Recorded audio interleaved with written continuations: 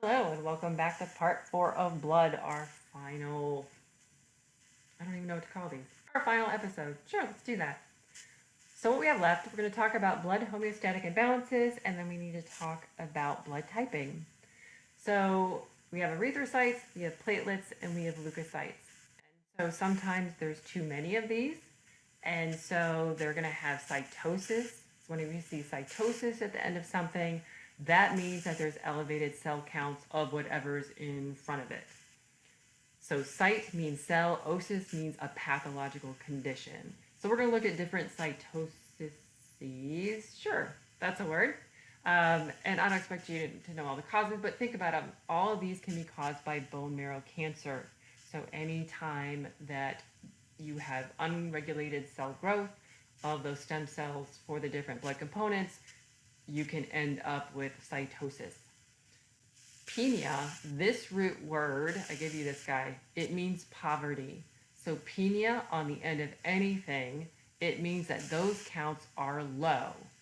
So since blood cells are constantly replacing themselves, when someone goes through chemotherapy or radiation, since both of those are targeting rapidly dividing cells, you are going to get penias. You're going to get depressed cell counts.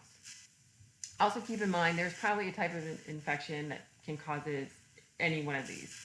And so we're not going to really do that. I just kind of want you to get the terminology and we're going to equate it to what we know. Okay, so I've given you this chart in your notes. And so we're going to be looking at blood homeostatic imbalances. And so let's just talk through some of these. And I kind of put this down here. If you think about the function of the formed elements and think about, okay, if you had a lot of this, you'd have too much of that function being performed. If you had too few of these, you wouldn't be able to perform that function. This should make sense to you, or I'm hoping it makes sense to you. So let's talk about platelets, or those thrombocytes. Remember their role, they have a role in blood clotting. That is the middle step when we get to hemostasis. So vasospasm, platelet plug formation, and then we get coagulation. The stimulant for production of platelets is thrombopoietin. It's made by the liver, some in the kidneys, in response to platelet numbers. So it's just going to keep that platelet number constant. So if someone cuts themselves and they bleed, we're going to get a little extra thrombopoietin to replace those lost platelets. So if you have too many of them, remember I said elevated, they have cytosis on the end, then someone has thrombocytosis. So imagine blood that has more platelets than it should. So think about their role is for blood clotting. So that's going to increase the risk of inappropriate blood clotting.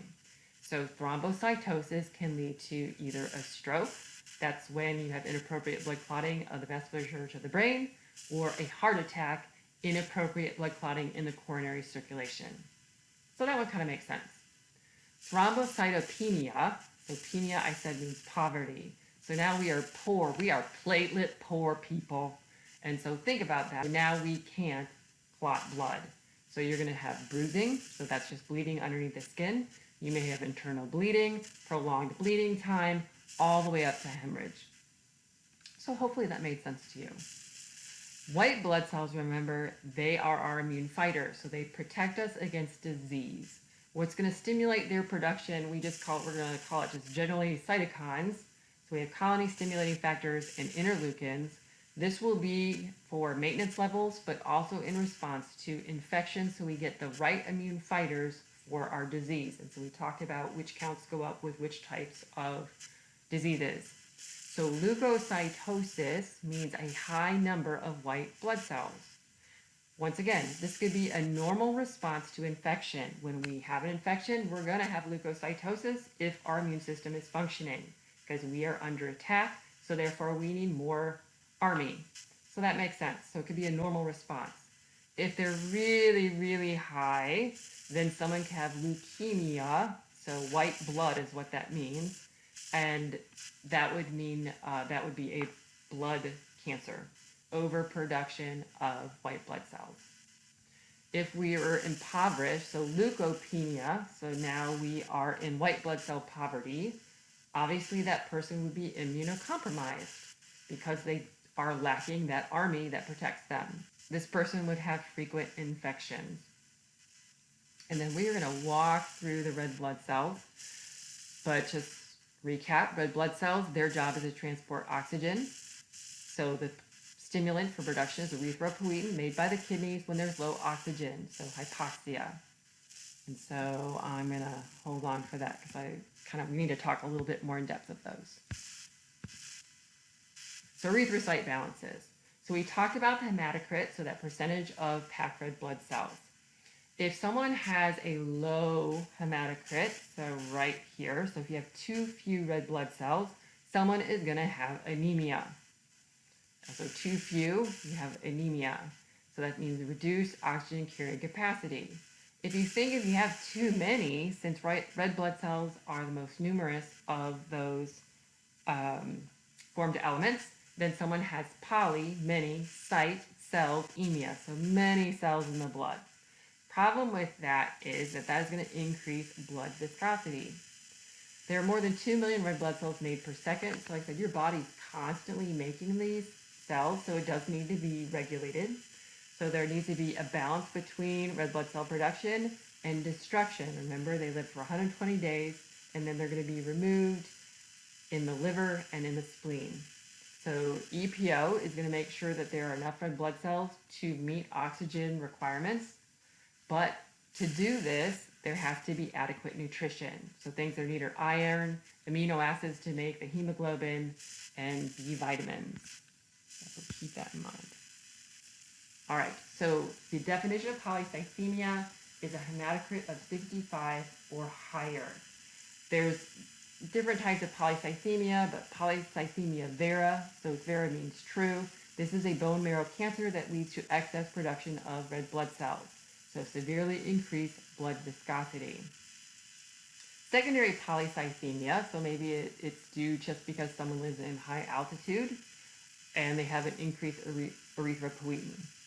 It could be because they have pulmonary disease, meaning their body always has low oxygen because their lungs aren't working. It could be they have polycythemia because of dehydration. So if you lose your fluid component part in plasma, so if volume goes down, then the percentage of cells would go up. Blood doping is something that occurs in sports. Athletes donate a pint or two of their own blood. It is spun down. The red blood cells, which carry oxygen, are removed. The liquid part is drawn off and injected into the athlete. But those red blood cells, they're going to be saved, and then a day or two before competition, they get those cells back to artificially raise their red blood cell count, raise their hematocrit.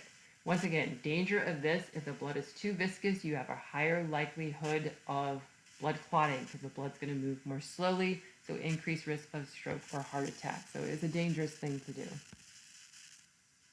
All right, so anemia, that term, it just means blood has an abnormally low oxygen carrying capacity. Usually what occurs is someone's going to feel very, very tired. They're going to look pale. They may have shortness of breath, and they will also feel cold, so chills. All right, so if you're in class with me, I go, why do you breathe? Well, if you're thinking about it right now, I can just feel your brains working. Okay, the reason we breathe is because we need oxygen to serve as our final electron acceptor so we can make energy, ATP. And so that's why fatigue is the biggest indicator or the most common symptom of anemia. Anemia is very common. World Health Organization says about 1/4 of people worldwide are anemic. A lot of these are going to be preschool children and pregnant women, and then women are the ones that are going to suffer from this more than males. Remember, testosterone stimulates the production of erythropoietin. So men, you typically have a higher hematocrit and don't often suffer from anemia. Doesn't mean it can't happen, just saying it's going to be more women and children. So if blood oxygen levels cannot support normal metabolism, like I said, that's where you get that fatigue.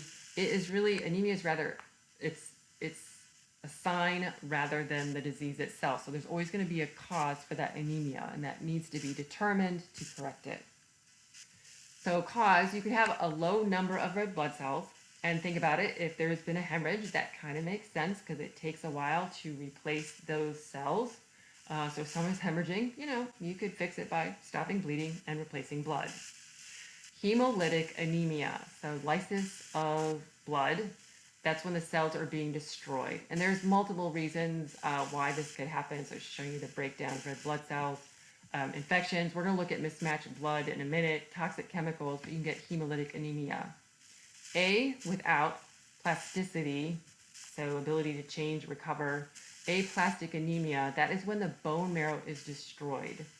And that could be due to chemotherapy usually, or radiation. So treatments, transfusions, or bone marrow transplants.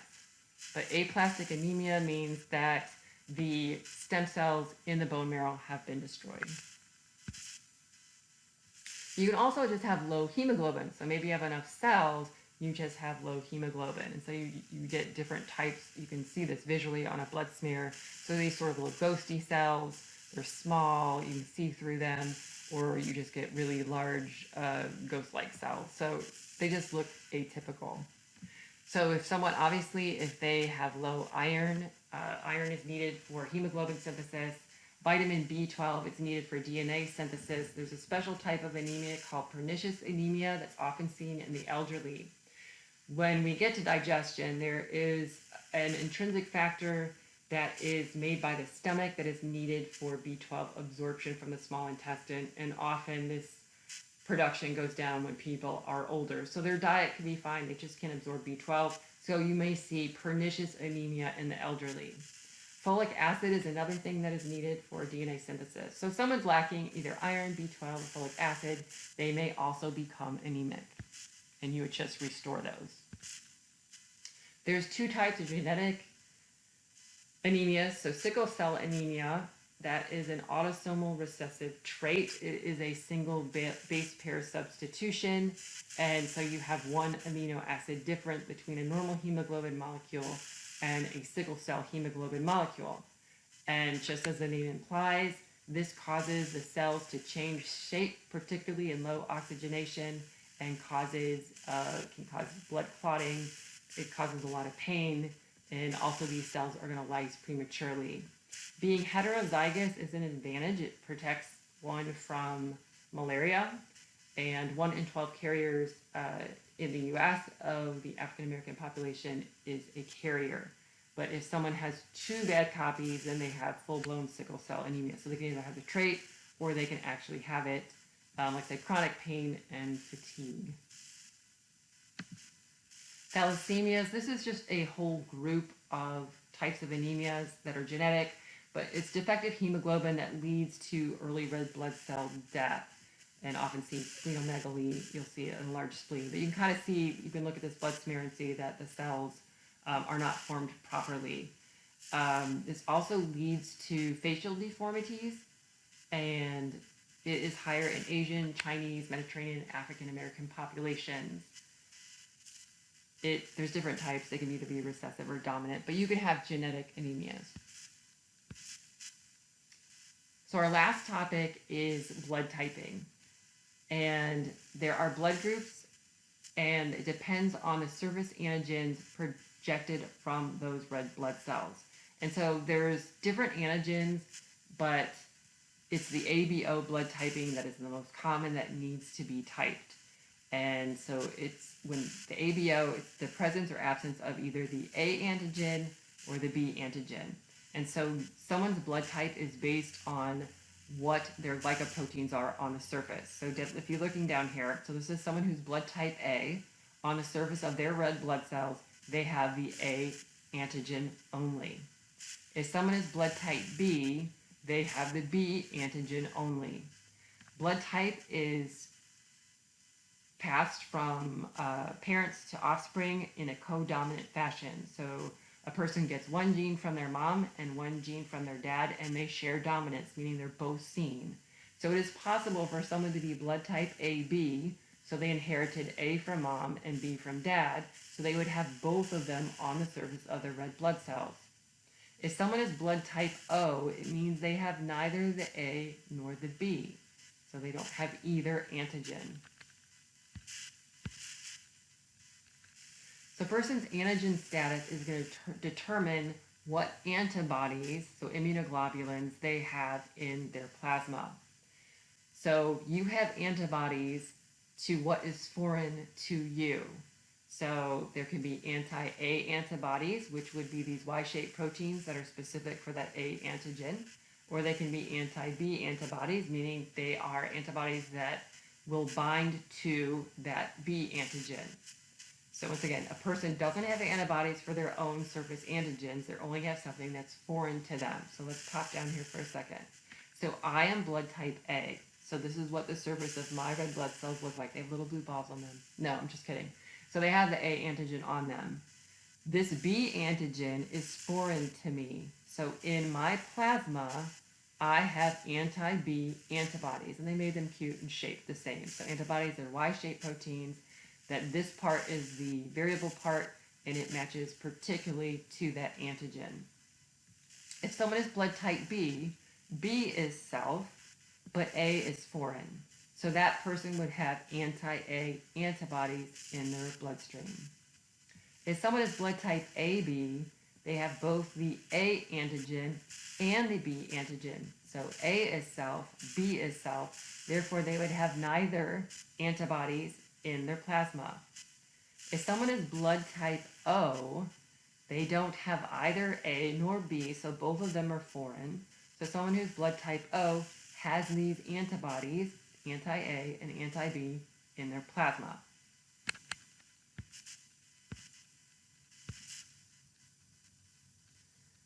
So when blood cells come in contact with antibodies for that surface protein, if they match, what happens is those cells will clump together, and that's called agglutination. So this is showing you have the A antigen, anti-B antibodies. These don't match, so nothing happens.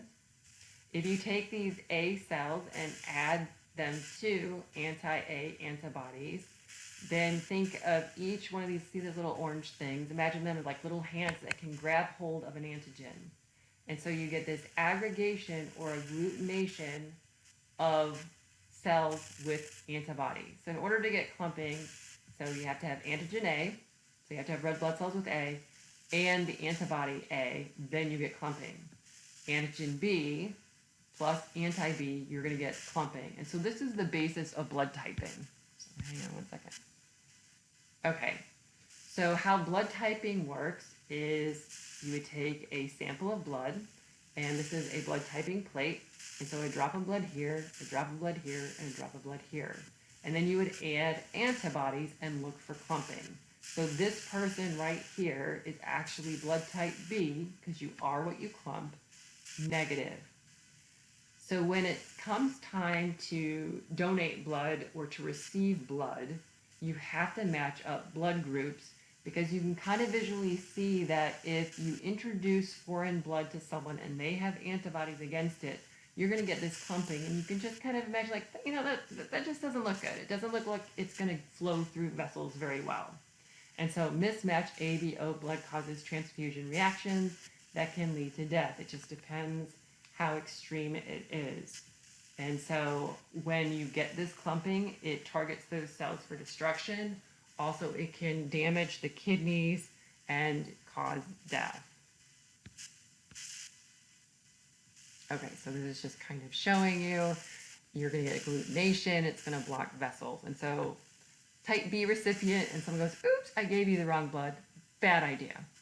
And so down here it's showing you type A blood, and recipient's blood type A blood recipient. And so you're going to put those two together. And if you don't have clumping, that means that those two bloods were compatible. If you take donor blood, no, I'm sorry, I pointed that out wrong. So you've got donor blood, recipient blood. If you mix the two together and you see clumping, then that is not a good match. And we only talk about ABO, and we're talking about RH. We're going to add that in a second. But there are actually other surface proteins on red blood cells, and those usually aren't typed per se, but they will take a patient's blood and the donor's blood and mix them together to make sure there isn't any clumping and there isn't a transfusion reaction. So all this clumping is the basis of the blood typing test. So if you take blood, so 2 drops of blood, and you add the appropriate antibodies, the big thing I gave you is you are what you clump. And so this person clumps with anti-A, and the red blood cells clump with anti-B, so this person is blood type AB. Down here, they did not clump with anti-A, so they do not have the antigen on the surface of the red blood cells, but they did clump with anti-B because they have those B antigens on the surface of the red blood cells. Type down here, this person is type A. You are what you clump. They clumped with anti-A. They did not clump with anti-B.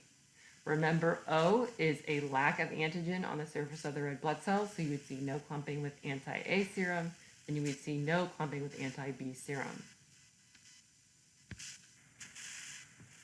So when it comes to compatibility, so let's take a look down. Let's look at this person right here. So if someone is blood type AB, so they have the A antigen and they have the B antigen.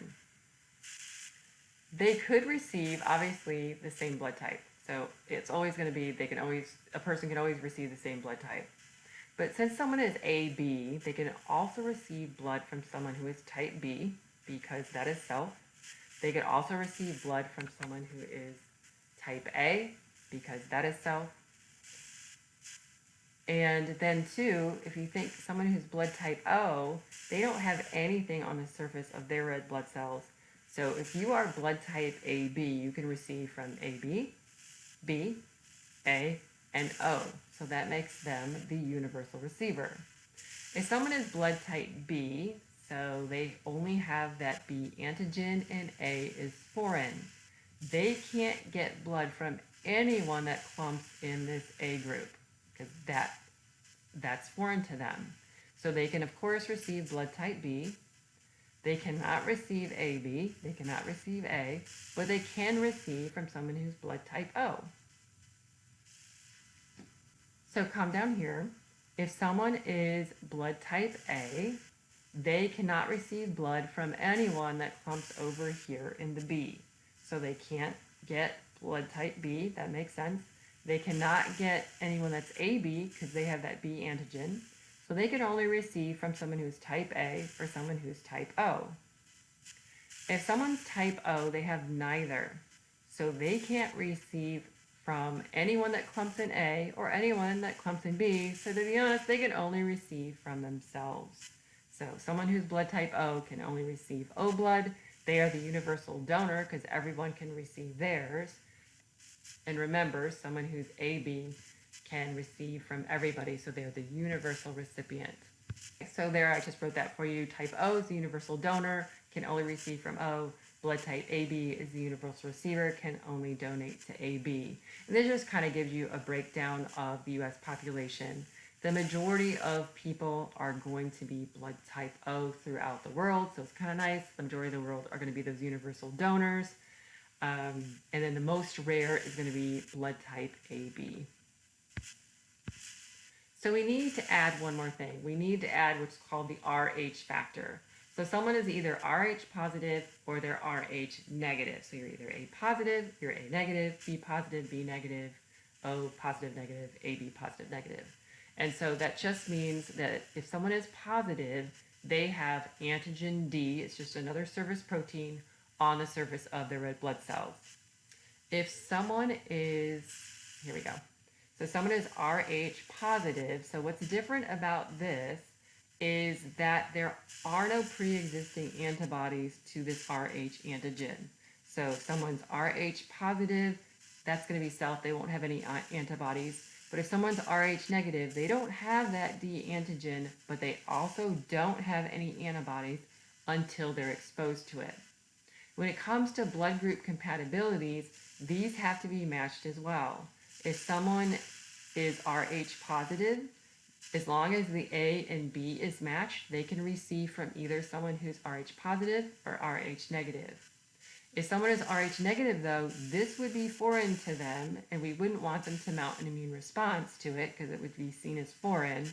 So if someone is Rh negative, they can only receive Rh negative blood. And it's just another picture of those surface antigens. I gave you a table. So there's something about this RH. RH negative people, I said it's different. they don't have those antibodies to that Rh antigen because they've never been exposed to it. And if you think about it, you're really not going to get exposed to this if you're Rh negative unless someone happens to give that Rh negative person mismatched blood transfusion. So that would be bad. So hopefully not. The other instance where it becomes clinically relevant is when a woman that is Rh negative becomes pregnant with a child by an Rh positive father. There's a chance that the child she carries would be Rh positive. And okay, that first pregnancy, she does not have any anti-Rh antibodies, so that's not a problem. The problem is going to be subsequent pregnancies. So kind of pop up here with me. So the mother, once again, for this to any problem to occur, the mother has to be Rh negative and the father has to be Rh positive in order for there to be an Rh positive child. But here's the first pregnancy. Normally, I just want you to know there is no mixing of fetal blood and maternal blood until the end. So until labor and delivery, it's kind of a messy process when that placenta breaks off from the uterine wall. That would be when a woman was exposed. So the first pregnancy, to be honest, is not a problem. So an Rh negative mother, she could carry this Rh positive child, deliver, no problem. The next time she becomes pregnant, if that child is Rh positive, antibodies cross the placenta. So after the mother delivers that first baby, she's now been immunized to that Rh positive antigen. So now the second pregnancy, she has anti-Rh antibodies. Antibodies cross the placenta, blood doesn't. When antibodies cross the placenta, what antibodies do, they're just proteins, but they bind to things and target them for destruction by those phagocytic cells. And so what happens is this whole time, this next pregnancy, so second pregnancy, third pregnancy, these children, if the mother was basically exposed through the first pregnancy, all of those children, as they're growing, their red blood cells are constantly being destroyed. And so that's called hemolytic, so lysis of blood disease of the newborn, or erythroblastosis fetalis. So they would be born blue, anemic. They could even be stillborn. That clumping, the antigen antibody complex, as that baby's trying to develop, also has a negative effect on nervous system development. So that is a very large cause of developmental delays. So how this is going to be treated, or what's going to happen if a mother comes in, she's pregnant, she's Rh negative, the father is Rh positive. What they're going to do about 28 weeks in her pregnancy is give her a shot called RhoGAM. So gamma globulins, antibodies to that Rh antigen. What that's going to do is now this mother has what's called artificial passive immunity. So when that baby is going to be delivered and her body would be exposed to that Rh antigen, these preformed antibodies are going to bind to it and cover it up. So basically hide it from the mother so she never gets immunized or stimulated. Her immune system won't be stimulated. As long as her body never mounts an immune response, she won't have memory. She will not make antibodies that next pregnancy. And so those shots have to be given 28 weeks, and then 2 before delivery, and then sometimes 3 days after delivery if that child is Rh positive. And that will prevent that hemolytic disease of the newborn. Okay, so I realize blood typing is kind of tricky. Hopefully you can look it up if I didn't explain it to you right. But what I have for you, there is an assignment for this week that you can kind of practice. I'm going to ask you some questions, and you can do it more than once. And if you, of course, have any questions, give a shout out to me. You can shoot me a remind message or shoot me an email, and I'll be happy to answer your questions. Have an awesome day, and it's going to be heart next chapter.